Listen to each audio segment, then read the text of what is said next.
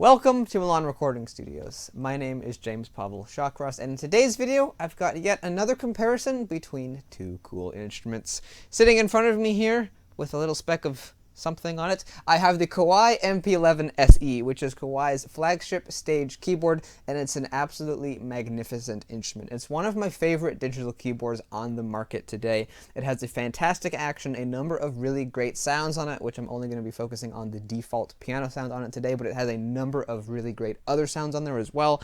A fantastic build quality, and did I mention it before? It has a really great action in it. It's got Kawai's grand feel action with full-length wooden keys and the best feeling action in a stage piano that money can buy that I have found. One thing I do want to mention, though, that this video could not have been done without the help of Benjamin Kim from Kim's Pianos in Stanton, California, because he actually loaned this instrument to me free of charge and let me take it all the way from California to my recording studio in Tennessee, and then I will be bringing it back to him as well. Oops. But that was really fantastic, and I'm very glad and thankful that he was able to do that. So big shout out to him for making this video possible. Without any further ado, let's get into playing the instruments. What I'm going to be doing is playing first a little piece on the Kawai MP11SE, and then turning around and playing it on my 1995 Steinway D, which obviously I didn't mention it, but that's the instrument we're going to be comparing this against. Hope you guys enjoy.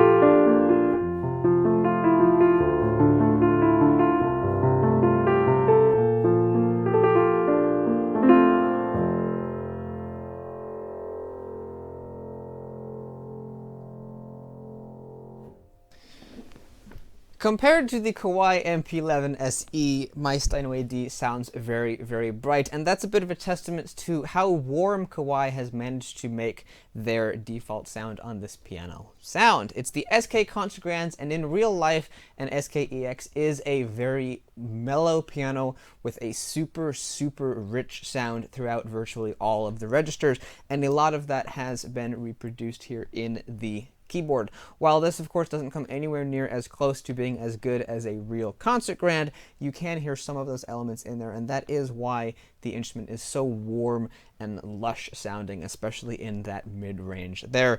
The treble up here is extremely sparkly, and I really love how it sounds. It's very nice.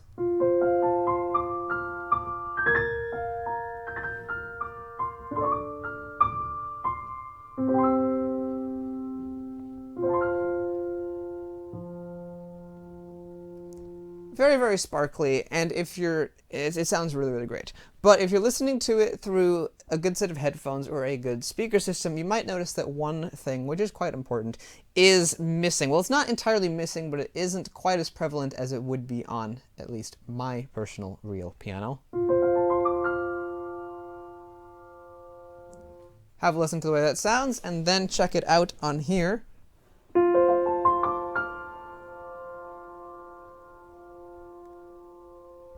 If that almost sounded like it had a bit more reverb on it, I didn't alter the sound of it.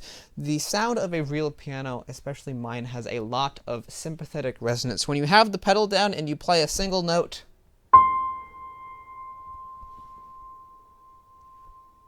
not only can you hear that one note ringing out, that was without the pedal, you can also hear a number of other strings ringing out as well. both in harmony with the note and in distance with the note, and it really makes the sound full and echoey, and it's a sound that I really, really love. This keyboard does have that programmed in, but from the default, when you first turn the keyboard on, there's not as much of it. I think it was this C I played on the Steinway, so... there is there, and when I played that one single note, it actually sounded quite prevalent, but when I'm playing the piano, or this keyboard, I feel like there isn't as much of it as in a real piano.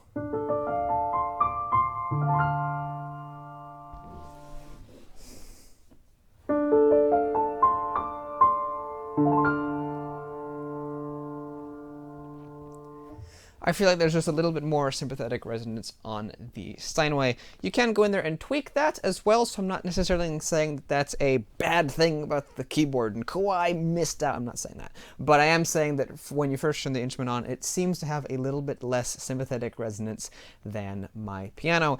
How much sympathetic resonance an SKEX has, I really don't know. It's been several years since I played one, but perhaps they don't have all that much, because some pianos have more than others. Blütners, for example, have an extremely resonant tone, while Faziolis do not have very much sympathetic resonance at all. Their tone is very clean. So pianos can vary from instrument to instrument and make to make, so perhaps the SKEX simply doesn't have a very resonant sound. The bass end on here, as I mentioned earlier, is very warm and rich. It wasn't quite the bass, it was more the mid-range, but... very soft and cottony sounding. That's a bit more bright and direct sounding, which is, as I've been doing this comparison, I've noticed that I like to describe my piano using a few different terms: glassy for the treble and direct for the rest of the sound. And that is the way I would describe that. When you play the note, it sounds very direct. You're hearing the piano with nothing else in between. This here is very warm and mellow, and it kind of sounds like maybe you're listening to a piano while you have a blanket over your head. And I'm not necessarily saying that sounds bad. In fact, I'm saying it sounds quite nice. The MP11SE is one of the very few keyboards that actually has a warm and mellow sound. But one small drawback to that is that the piano can sound a little bit muddy, especially when you put it into a mix.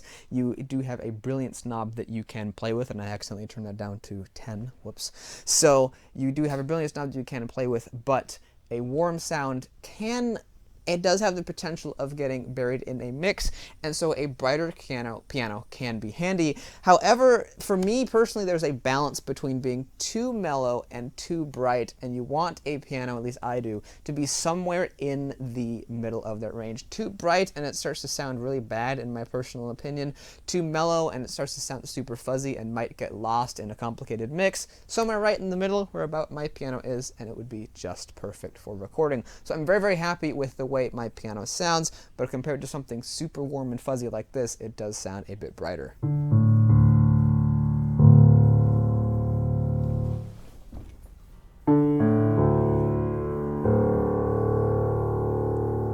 Let's try out the low bass.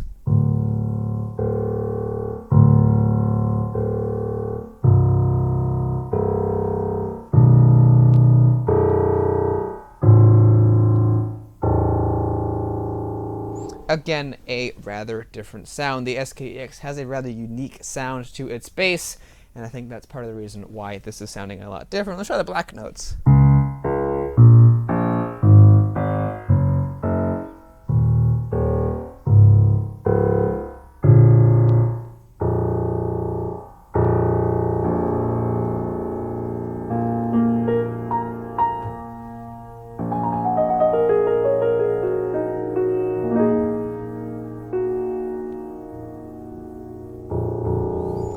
So that is a sound difference between the bass ends on those two instruments. Let me play you guys another piece here that will demonstrate various sound qualities of these two pianos. What I'm going to do is play an Eric Satie piece. It's the Nocien No. 1. But because the song is a bit long and a bit repetitive, what I'm going to do is play half of it on the MP11SE, then play the other half on the Steinway D. And let's see how that sounds.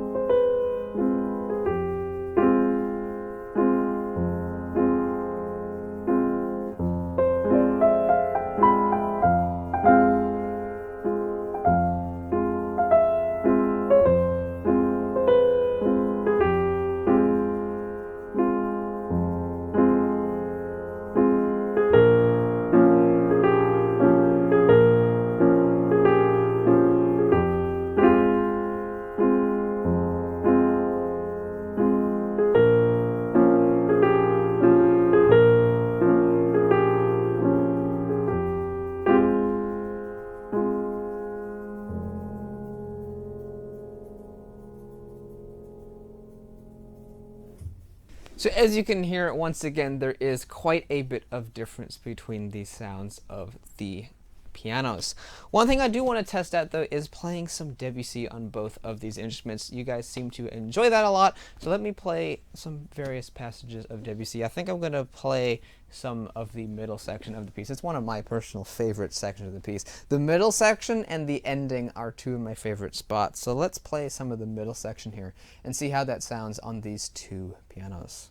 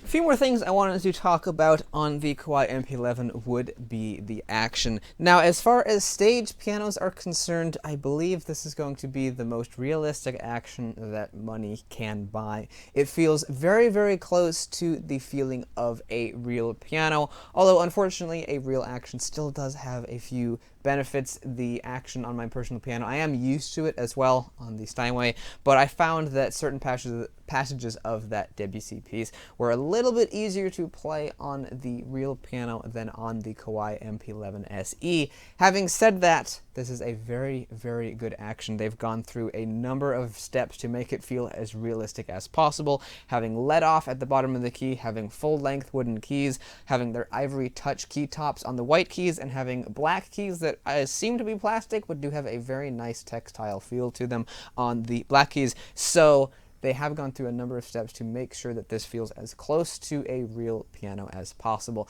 And while it still doesn't beat out a real piano, it is as close as you're going to come with a stage piano or a keyboard. So I did want to mention that the action in here is very good. I personally own a Kawai MP11, the previous version to this, which is the MP11SE, and it uses the same exact action, and I love practicing on that keyboard. I practice on a keyboard so I can keep time off of this, make the hammers last a bit longer, and not have to have the piano open for all day long and let dust accumulate on the strings and stuff like that. So I tend to practice on keyboards about 80–90% of the time, and practicing on the Kawai MP11 that I personally own is a lot of fun. This would be no different. Actually, it would be better because the sound on here is a lot warmer and richer than the default on the old MP11. Did mention that these have the ivory touch key surfaces, which of course are plastic, but they do have a pretty decent feeling. They don't feel like ivories, but I think they might be a tad bit grippier than the plastic that's being used over here. Just a tiny bit, could be. And the black keys, as I said, do have a nice texture, even though they are plastic. They do have a nice feel to them. So I think as far as the action is concerned, that's about all I wanted to mention with on the MP11SE. Not quite as good as on a real piano, but very, very good nonetheless. I did want to mention up here, you might have noticed, some of you guys have very sharp eyes, that when I was playing the Debussy piece up here, I think I hit this high C sharp, and you might have seen my eyebrows go up because that note came out a bit too loud than I was expecting. I think it was that C sharp. Might have been a higher one. Might have been that E flat. It was one of these keys up here. I hit it, and it came out very, very brightly. And that is something that I wanted to mention because the treble on this piano, while it is bright and sparkly, it might be just a tad bit too bright and sparkly.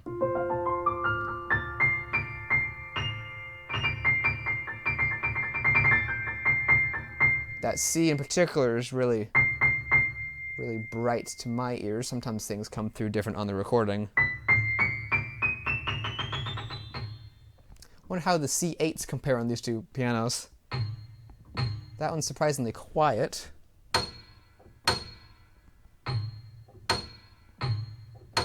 Also, this one sounds a little bit more flat than this one, so maybe they tune the SKEX to a different stretch than Steinway does their pianos. But you can hear that the tone of this is a bit different than on the high C8. It's a bit quieter. And you can really hear when I do those fast chromatic runs, you can really hear that right in this section it's a bit brighter. Hear that? That's that E flat. That C right in that range. Those like 5 notes right there in between that major third. They are a little bit bright than the surrounding notes, and I think the overall treble, if it was toned down just a couple of notches, if it still retained the same sparkling qualities, but the bright higher partials and the overall volume of it was toned down just a couple of ticks or clicks or decibels, whatever it may be, if it was toned down just a tiny bit, I think it would be really, really excellent. You do want to be able to bring out the high treble and be able to make it really bright and loud if you want to, but you also don't want it to be too bright where you accidentally bring out a note and make it too bright. If I play this E flat on my piano, you can hear it's a bit more mellow. But I can make it be loud if I want to. And that one there, I don't have to try as hard to make it loud, but it's also easier to make it be too loud when you don't want it to. So that is a little interesting thing that I noticed about the MP11. But overall, I really love the MP11SE. It's a fantastically well-built keyboard with a really great action and an excellent piano sound. If you're looking for a digital piano that has a warm, rich sound, as you can hear in this video, look no further than the Kawai MP11SE. It's really glorious and really, really beautiful. There are a number of other sound selections on here, as well as the old default sound from the original MP11, which wasn't too shabby back in the day. The new one, as you can hear, though, provides a bit more control, more mellowness, and more beauty as well. So if you're looking for a piano with a warm sound, the MP11SE is the way to go. There are a number of other settings in here, though, and as well as the brilliance knobs. If you want something that's a bit bright, this also would be a good option for you. If you're looking for a keyboard that has a good action and provide a piano-like experience, this will be the best stage piano that you can get that does that. couple other nice touches on the MP11SE is that it comes straight out of the box with a triple pedal unit. So you've got a damper pedal on the right, sostenuto in the middle, and an unicorda pedal on the left, just like a real piano does. And what's cool about that is you can apply those other two pedals to instruments that never had them. So you can put sostenuto notes in a Fender Rhodes if you so wish. This keyboard also comes with a music stand, so it's kind of the ultimate practice piano, especially if you really want, like I said, a true piano experience on a keyboard. This will come as close as you can with a stage piano because it comes with the music desk, like pianos have. Mine's not on, but it does have one, of course, and this has one as well. It also has got that triple pedal unit straight out of the box, which is great. Some other manufacturers do have triple pedal units, but they're an option. This one just straight up gives you one, which I think is very nice. So if you're looking for a good practice instrument, this would be it. If you're looking for a good instrument to carry around with you on gigs and location work, honestly, this instrument probably wouldn't be as good because it is very heavy. It does weigh around 70-something pounds. Other instruments like Yamaha's rival instrument, the CP88, weighs somewhere in at around 40. And so while the piano sounds aren't quite as realistic and mellow sounding as this, they are brighter, which can be a bonus, and the instrument itself is lighter as well. So that is something to factor in. This, I think, would be the perfect instrument for a home, and you can practice on it all the time you want, and probably nothing will fail. I've had excellent luck with my MP11. Practice on it very hard. You know that Pirates theme that I don't always play it. I should play it more often now, but I used to play it a lot on pianos if I want to test out the bass and play it really loud. That is an intense piece, and if you practice that every day on a piano, you'd wear out the hammers in about a year. So I practiced that on my MP11, and nothing has broken. I practiced it for quite some time, especially before last NAMM show. I practiced it a lot because I wanted to play it at the show. So I practiced on that a lot, very hard on the MP11, and nothing has failed. The MP11SE, I don't think Kawai has made it any cheaper than the original MP11, so I think it will be a very sturdy workhorse for anyone who's out there looking for a instrument. So that is something that's really great about the MP11SE, and I really hope that you guys have enjoyed this comparison video. It's been fun. It's been really interesting to see how these keyboards stack up against a real piano, and I think every single one has had slightly different results. This one here is the most mellow of them all, and it's making my piano seem very, very bright, but in a way that is kind of good because, as I said earlier, a bright piano does have its benefits. You don't want it to be too bright, you don't want it to be too mellow for a recording session. Somewhere in between is very good, and I feel like that is where my piano lies. While this does have a very good piano sound, it is missing out on a few of the very important aspects, such as a bit of a more realistic and prevalent sympathetic resonance would be excellent. It does have it, but it's not quite as prevalent on this as it is on the Steinway. If I play, again, that passage of Debussy, let's play the ending.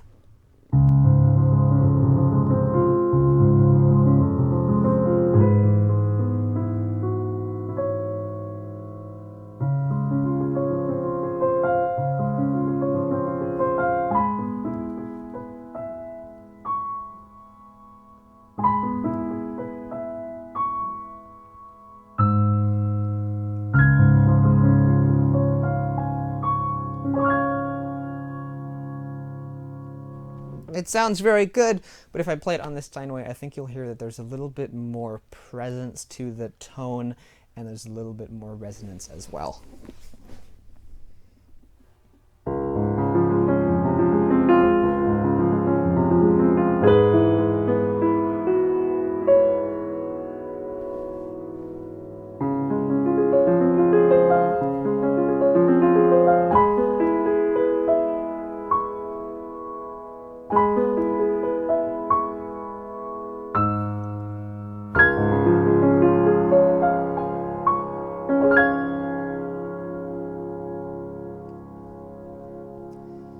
The sounds of all the notes just blend together differently on an acoustic piano than they do on a digital instrument, and I think it may be many years to come before we start seeing digital pianos with hyper advanced software that are accurately able to represent the way that the strings and the hammers and the soundboard, the cabinet of the piano, all of that good stuff, the way all that combines to create a beautiful sound. I think it will be many years to come before we start seeing digital keyboards that can actually truly replicate and start to replace acoustic pianos, though there always, I think, will be a place for acoustic pianos in the world, just like there is a place for keyboards in the world. Someone who wants something more portable than a piano, someone who wants something that's more affordable than a piano, and somebody who wants something that needs a bit less maintenance than a piano. That is where a digital keyboard really comes into play.